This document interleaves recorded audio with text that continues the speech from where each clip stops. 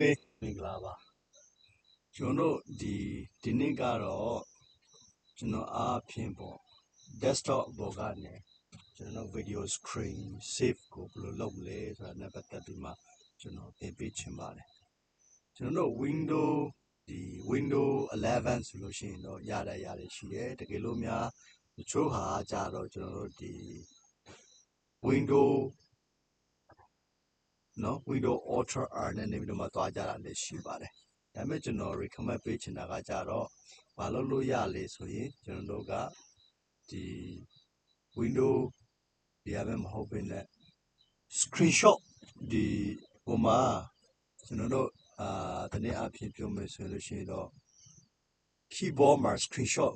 ပါပါတယ်เนาะ screenshot ပေါ့เนาะသူကဘယ်လိုရေးတယ်လဲဆိုရင်တော့ကျွန်တော်တို့ဘယ်လိုရေးလဲဆိုရင်keyboard မှာအပေါ်နားလေးမှာပါတယ်ကြောင့်လေ PRTSC ဆိုတာရပေါ့နော်ပြီးလို့ရှိရင်တော့ဒီအောက်မှာကဘာခုပါလဲဆိုရင်ဒီ SYSRQ ပေါ့နော်ဒီပါတယ်အဲ့လိုမျိုးပါတယ်အဲ့ဒါ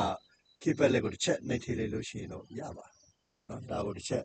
နှိပ်မယ်ဆိုလို့ရှိရင်ကျွန်တော်တို့ပေါ်လာတယ်လေဆိုရင်ဒီလိုမျိုး screenshot ကျွန်တော်လေးတွေပါတယ်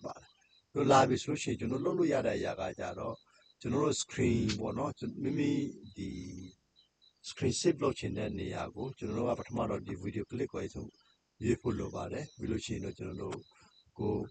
save လုပ်ချင်တဲ့နေရာကိုသွားပြီးတော့မှ voice mail ကိုဖြုတ် start လုပ်တာနဲ့ကိုခါလေး